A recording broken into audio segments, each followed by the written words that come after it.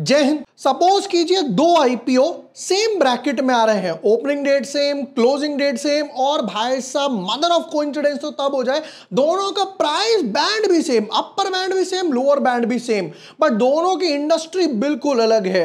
अब आपके पास अगर एक लॉट का पैसा हो तो आप सोचोगे भाई इसमें लगाऊं तो अलॉटमेंट नहीं आएगी पर लिस्टिंग गेन ज्यादा है, इसमें लगाऊंगा तो भाई हो सकता है अलॉटमेंट आ जाए पर लिस्टिंग गेन नहीं होगे। भाई साहब ये तो बड़ा कंफ्यूजन है। कोई प्रॉब्लम नहीं है, ये कंफ्यूजन इस वीडियो में डील हो जाएगा।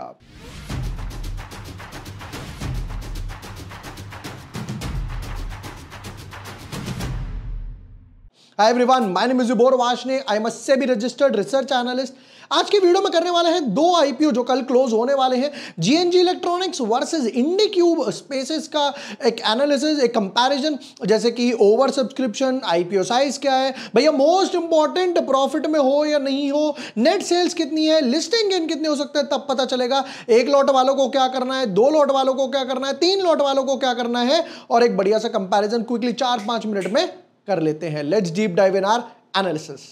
But yes, before moving ahead, अगर अभी तक आपने चैनल सब्सक्राइब नहीं किया है, और yes we bounced back with more power. भैया मैंने डाला था कि एक आधा स्ट्राइक वगैरह आ गई थी, खूब कंप्लेंट्स करी, खूब मेल लिखे, एंड वी आर बैक। चलिए जी, बैक टू दिस। तो अगर अभी हम एक बार आईपीओ टेबल पे नजर मार लेते हैं जरा फटाफट से।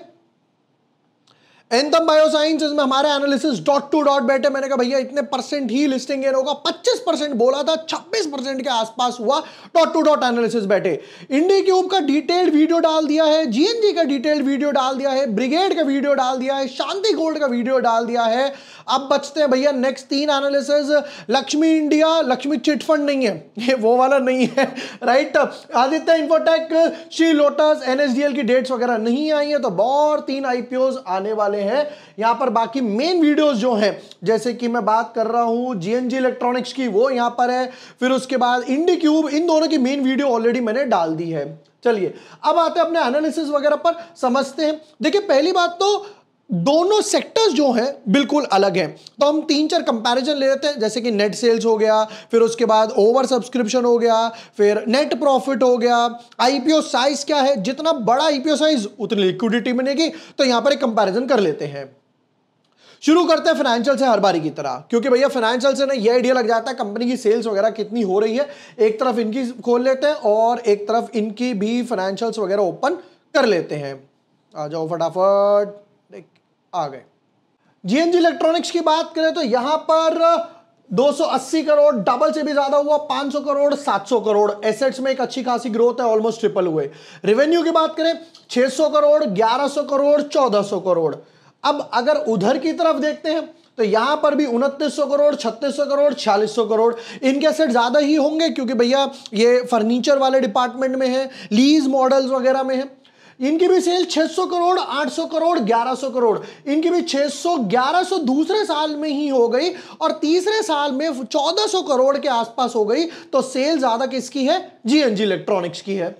दूसरी तरफ देखें तो यहां पर प्रॉफिट की जगह लॉस है, हालांकि 198 करोड़ लॉस, 300 करोड़, 140 करोड़ लॉस, ये मैंने एक्सप्लेन भी करा था, बिकॉज ऑफ अकाउंटिंग स्टैंडर्ड की वजह से लॉस है। इबिटा लेवल पे ये लोग प्रॉफिट है। दूसरी तरफ अगर इनकी बात करें तो ये डायरेक्ट प्रॉफिट में है, 32 करोड़, 52 करोड़ और कुछ 70 करोड़, 5% का पैट मार्जिन मेंटेन करके चल रहे हैं।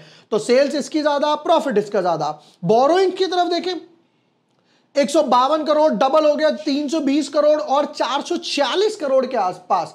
यहां पर बोरोइंग्स की तरफ नजर मारते हैं, 600 करोड़ रिड्यूस हुआ एकदम से 164 करोड़ और 340 करोड़। तो बोरोइंग्स उसकी ज्यादा है, बट प्रॉफिट भी उसका ज्यादा है, सेल्स भी उसका ज्यादा है, यानी कि नंबर 1 जीएनजी इलेक्ट्रॉनिक्स ने बाजी मारी है। अब आते हैं नंबर 2 क्राइटेरिया पर। नंबर 2 क्राइटेरिया में हम लोग पिक कर लेते हैं कि आईपीओ साइज किसका ज्यादा है। देखिए जितना छोटा आईपीओ साइज होगा उतनी डिमांड होगी, क्योंकि भाई लोगों को अलॉटमेंट मिलेगी नहीं, लोग भागेंगे बाय करने के लिए सेकेंडरी मार्केट से।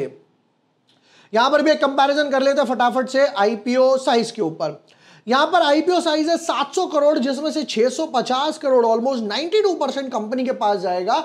और अगर जीएनजी इलेक्ट्रॉनिक्स की तरफ नजर मारते हैं तो जीएनजी इलेक्ट्रॉनिक्स वाले कहते हैं जी हमारा आईपीओ साइज उनसे आधे से थोड़ा ज्यादा है, 460 करोड़ है, और हमारा भी मेजॉरिटी पैसा जो है ऑलमोस्ट 85% के आसपास वो कंपनी के पास जाएगा। तो यानी कि आईपीओ साइज जिसका कम उसकी डिमांड ज्यादा। अब चलते हैं नेक्स्ट पार्ट की तरफ। अब देखिए हुआ क्या था, हम लोगों ने जब यहाँ पर जीएनजी इलेक्ट्रॉनिक्स की वीडियो डाली थी तो यहाँ पर काफी लोगों ने कहा था भाई कंपैरिजन कीजिए। यहाँ पर जरा थोड़ा सा इसमें चलते हैं, तो इन्होंने कहा कि भाई कंपैरिजन कीजिए, फिर उसके बाद comparison sir 6 I would like suggest to how to use fix deposit to apply comparison, yes comparison.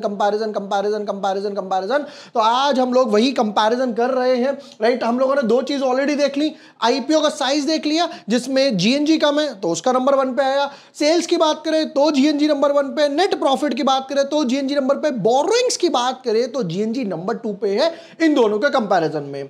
अब देखते हैं कि भाई अभी तक ओवर सब्सक्रिप्शन दोनों का किसका ज्यादा हुआ, क्यूआईबी किस में ज्यादा है, फिर उसके बाद एचएनआई किस में ज्यादा है, ओवरऑल अभी तक क्या चल रहा है। और हम आ गए यहां पर रीलोड सब्सक्रिप्शन करते हैं तो कहते हैं भाई क्यूआईबी 1.85 टाइम्स है, एचएनआई 44 हो गया, रिटेल 18, ओवरऑल 19 टाइम्स के हिसाब से है। हम लोगों ने जो मेन वीडियो में बोला था कि भाई 30 टाइम्स होगा, कल का दिन है इजीली हो जाएगा, और हो सकता है 50-60 टाइम्स से भी ऊपर चला जाए। इंडी क्यूब की बात करते हैं सेम टाइम पर, तो सेम टाइम पे अरे कुछ ज्यादा ही नीचे आ गए, 1 मिनट।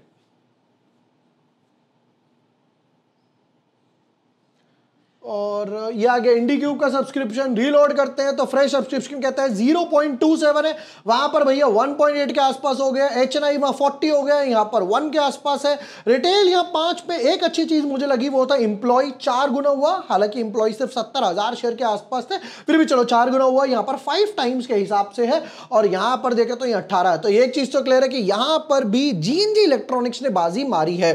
तो आई होप अभी तक तो वैसे क्लियर हो गया होगा, नहीं हुआ कोई प्रॉब्लम नहीं, हम लोग एनालिसिस कर लेते हैं, दोनों का एनालिसिस कर लेते हैं।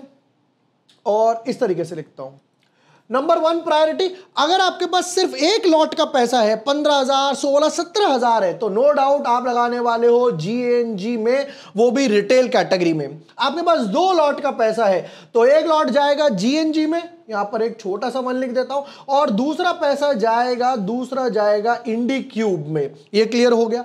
अब अगर आपके पास तीसरे लॉट, चौथे लॉट का पैसा है तो आप लगाओगे जीएनजी में दूसरे डीमैट अकाउंट से, मम्मी के अकाउंट से, पापा के अकाउंट से, मल्टीपल अकाउंट से। क्यों भैया 18 गुना तो ऑलरेडी हो चुका, यानी कि 18 में से एक लोग को मिलने वाला है, और प्रोबेबली ये कल तक 30-40 टाइम्स तक चला जाएगा, यानी 30-40 में से सिर्फ एक रिटेल वाले को मिलेगा। तो आपको अपनी multiple application, multiple demat account से लगाना पड़ेगा जीएनजी इलेक्ट्रॉनिक्स में, अगर आपको एक अलॉटमेंट वगैरह के चांसेस वगैरह बढ़ाने हैं।